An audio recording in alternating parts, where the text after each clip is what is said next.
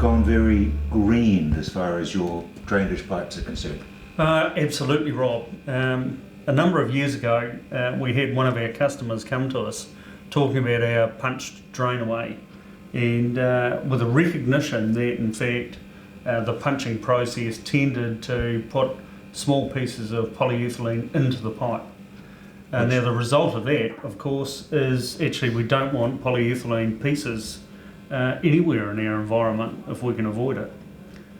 So what's the new system? So the new system, what we've established here is, first of all, we've had to buy a whole lot of new equipment to replace what we had.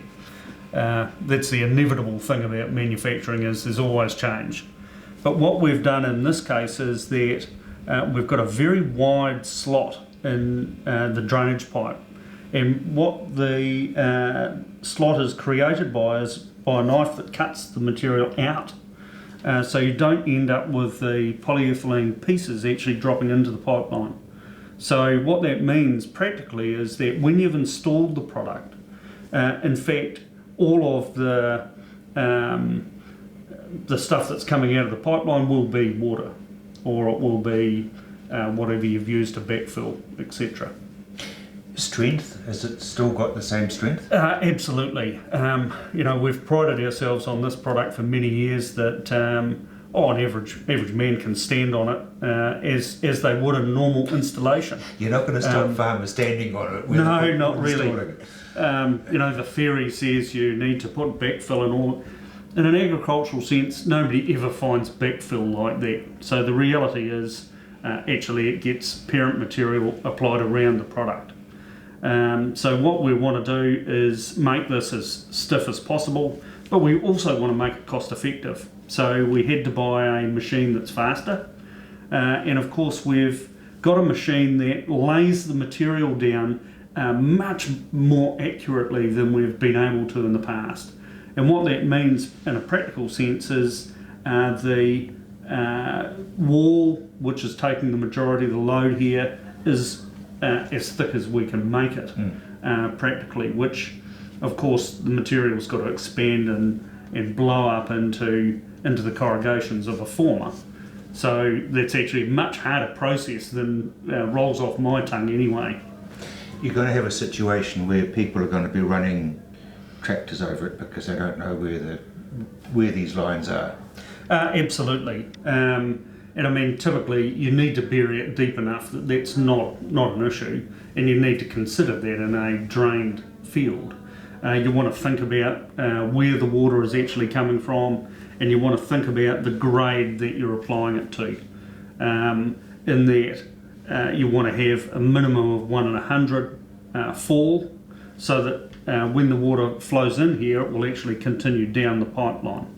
That's really important to get the right result. And obviously the higher the grade, the faster that water is going to flow down that pipeline. What sort of soils are you using this in? Basically, when you look at areas that are quite wet, typically they'll be glade soils, they'll be everything from clay through to peats. And of course we really want to protect the material so that the water can actually flow through there. So you have to have some thought about how you actually lay that out. Because you're just describing clay, for example, it's going to stick to that. Yeah, correct. And we want to try and avoid actually sealing this off. It's important to actually enable the soil matrix to pass the water through into the pipeline.